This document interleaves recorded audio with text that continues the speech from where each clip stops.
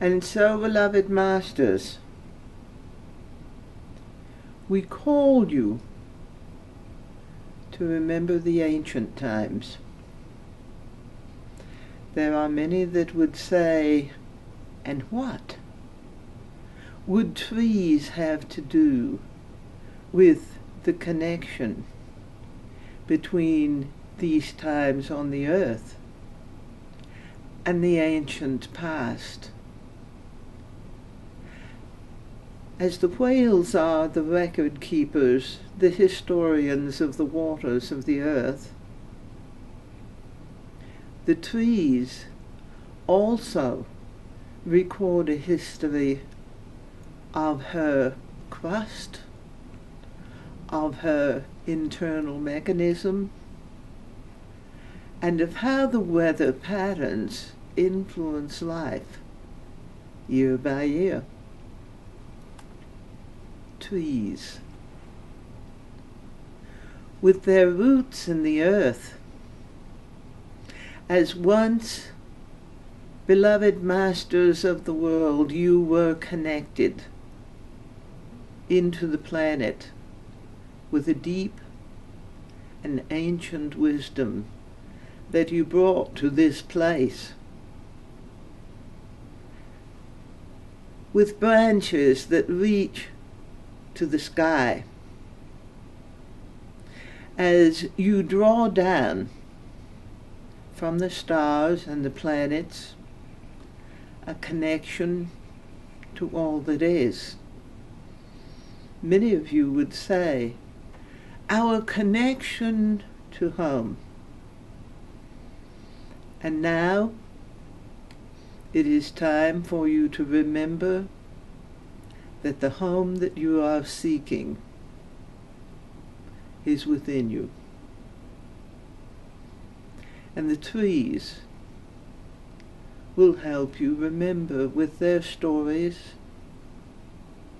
There is no accident that so often when a teacher is attempting to bring the class into connection with nature, he or she will say, go and sit with your back to a tree and listen.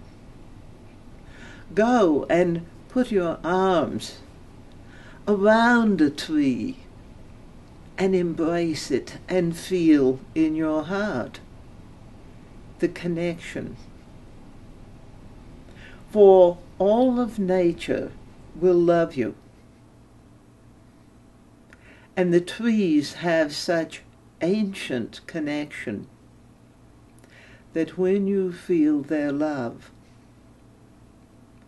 it begins to bring up the memories that have been forgotten, memories that were let go, so that you could play in the fields of separation. And now the trees would call you home. Now and then, someone will look out their window and speculate. I don't believe there was a tree there before. Or, I thought that tree was over here and now it's over there. But the logical mind says, of course not. It's a mistake. It's my imagination. A tree couldn't move itself about. And yet, beloved masters, there are times when, for their purposes, the trees will and can move. Sometimes, as it would be for you, that you would wish to get a better perspective. And so you move just a little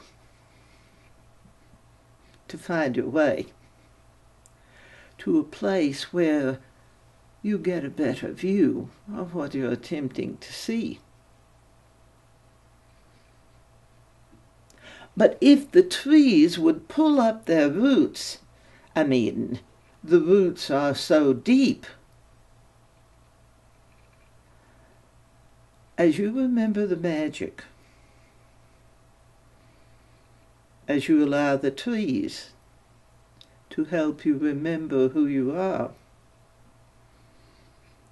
you will begin to allow for things that your reasonable, logical, practical mind has been educated to dismiss. The lives of trees, their seasons, their essence, the way that they dress themselves in different times of the year, from the light and delicate greens of the springtime to the darker, warmer greens of summer, to the magnificent colors of autumn. And some trees will actually change the color of their bark as winter approaches.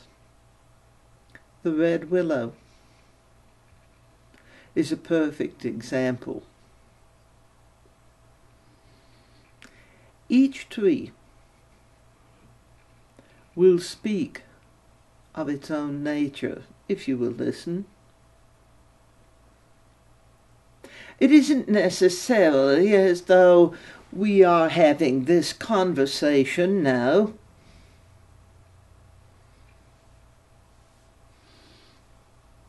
It is much more that the trees would require that you would listen within yourself,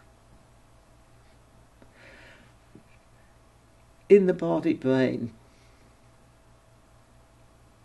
in the ears that are inside of you, that have been defined as no ears at all, and yet within you, you hear clearer and more truly than you do now in these times with your physical ears. For the ear gate very often will pick up the distortions of the changes that are going on in these times. But when you would listen to nature, it isn't just to hear the sound of a cricket or the creak of the branches of the tree, but to feel an energy flow that moves in the center of your being, very often as the sap would rise in the spring or fall in the winter. And if you began to listen to the trees, to pay attention to how they really look, to feel their energy, their love, it begins to call you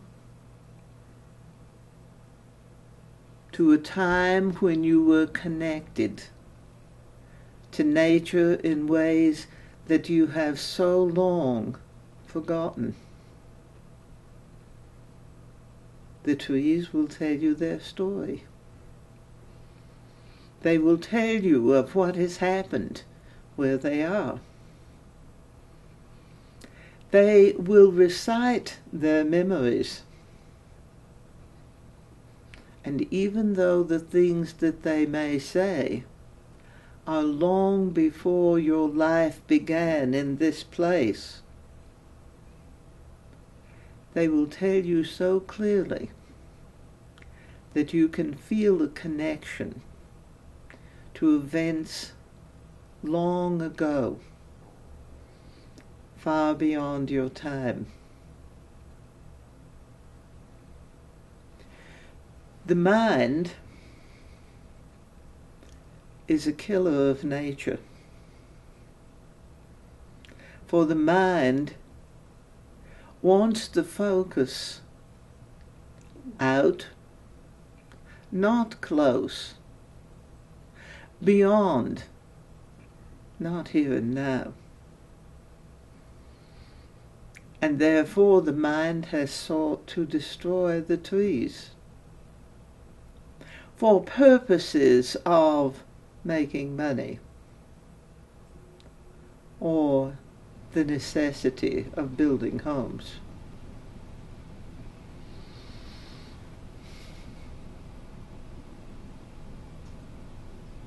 Many of the ancient forests had been cut down.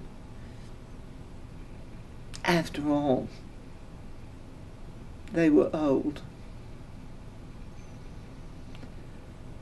And so it has been with the ways of earth for a long time, that the old things have been both treasured and disdained. Much more reverence and honor very often is given to an old building than to an old forest. And certainly as nature has been dismissed, there has been a tendency to disdain older people. Some cultures will still avow that they have a reverence for the old ones, but youth looks out into the future and does not want to take the time to sit and listen to the stories of their elders.